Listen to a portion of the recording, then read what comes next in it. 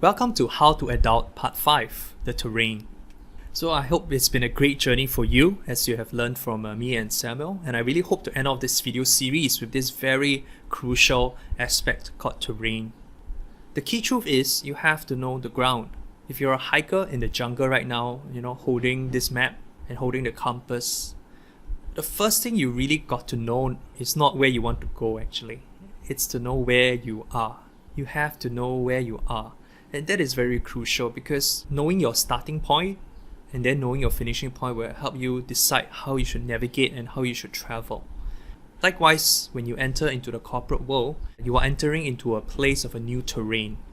And so the maps that people are going to give you are going to be a bit different. And the map that you have in your mind about the job terrain will be formed by your teachers, by your classmates, by a lot of your peers, even maybe by your parents. But the truth is that, is the map an accurate map of the corporate world that you're entering?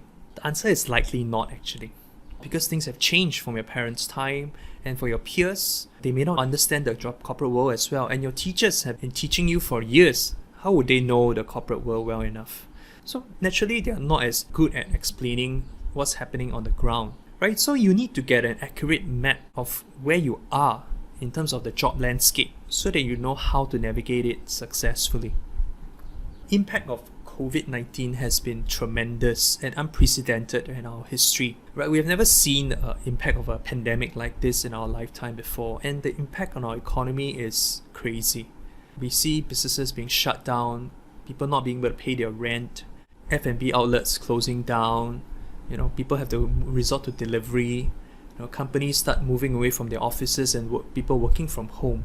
And a lot of the impact is quite tremendous, as you can see that many businesses have to close down. Airlines can no longer operate at the level they used to operate in the past. So we are going to see these changes, and some people think, after circuit breaker, after this pandemic dies down, things are going to go back to normal. Unfortunately, they are not going back to normal. Things in the world are going to be different.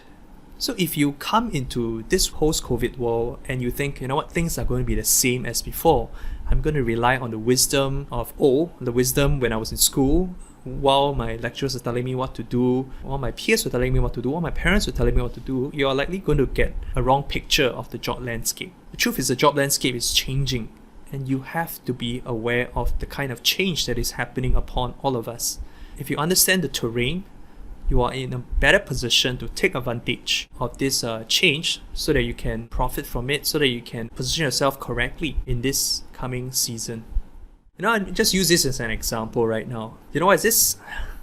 Okay, this is a horse cart, right? In the late 19th century, early 20th century, people were moving around in horse carts. So when you talk about horse carts, they were the primary means of transportation for the affluent. Even for some of the middle class, they could afford a horse carriage to move between places quickly. Now, if I ask you to upgrade the horse cart, what would you do? Maybe you would say, I will make it smoother wheels. I will perhaps put 2 horses instead of 1 horse. I'll make the carriage lighter. Make all this innovation to make this horse cart better. We thought, okay, that's innovation. But that was until the first car was being designed and created by Henry Ford. The first car was made by Ford, and this car, when it first came out, of course people were thinking, this is nonsense. A car is a scam. A car cannot possibly take over our transportation system that has been so marked by horse and carts. At first, of course, the car was slower. And in fact, in many ways, the horse cart was superior. But the car was rather slow, because people are still figuring things out and all that. So maybe the car broke down and people are just, see, the car doesn't work. But guess what? 100 years later, do we see any horses on the road? No, we see no horses, no carts on the road. It's all cars. And in fact, if you rode a horse around in town, people will just laugh at you and people will look at you strangely. Now what the car did was to completely eliminate the horse as a means of transportation. It is what you call a structural change. A structural change happens when the change is permanent, that you will never revert back to the old again once the change happens. So there's 2 types of change. I think those of you who study economics, you will understand this. Cyclical change and structural change.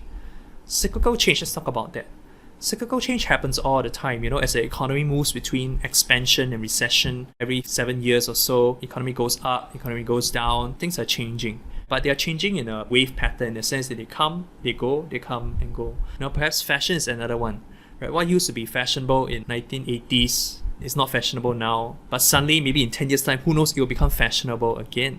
So cyclical change is change that is constantly moving back and forth. A lot of times people expect things to be cyclical change, right? When things go bad, like right now in COVID, right? They think, oh yeah, it's gonna go back to normal. The old normal, once things are over. They're expecting cyclical change. But as you have figured out by now, it is not cyclical change that COVID has brought us, it is structural change. Structural change is a permanent change. Whether it's from horses to cars, whether it's from hailing down taxis to using an app to book our taxis, whether it's going out there to buy our food, but instead now using delivery to get food to our houses, or even physical meetings becoming Zoom meetings. These are structural changes in the sense that they are unlikely to revert back to the old because the change has happened. That is very crucial because a lot of people are just waiting, praying, hoping that things will just go back to normal so that they can get on business as usual, get on their jobs as usual. But I can tell you that it's not going back to normal, and you are likely going to see a change. That it's a new normal, I would say, a new normal that you have to adapt to. But the advantage for you as a fresh graduate is if you know how to adapt to this new normal, you'll be ahead of everybody. I will give a quick example. It's like when the social media marketing first came out. Who was good at it? All the young people. So all my peers that are around 20 plus, early 30s, who embarked on social media marketing as an agency, they created a marketing agency to do social media marketing. They often grew fast, grew big, grew fast, because the older folks would trust the younger people to do something like that. So when this structural change into social media happened, the young people who took advantage of it were the first and foremost running the bigger companies right now, just 5, 6, 7 years down the road.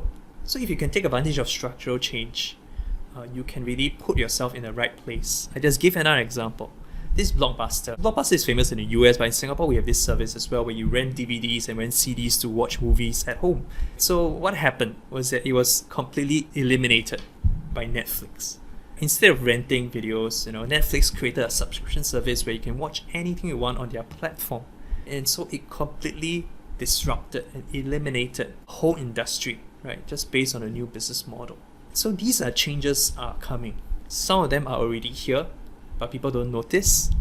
But it's important for you as a job seeker, as somebody who is looking for a place to be employed, to be aware of this. Here are some jobs that didn't exist 10 years ago. iOS developer, Android developer, Zumba instructor, social media intern. All these jobs, if you told people 10 years ago that these jobs were there, people will look at you very strangely. But now it's almost a norm.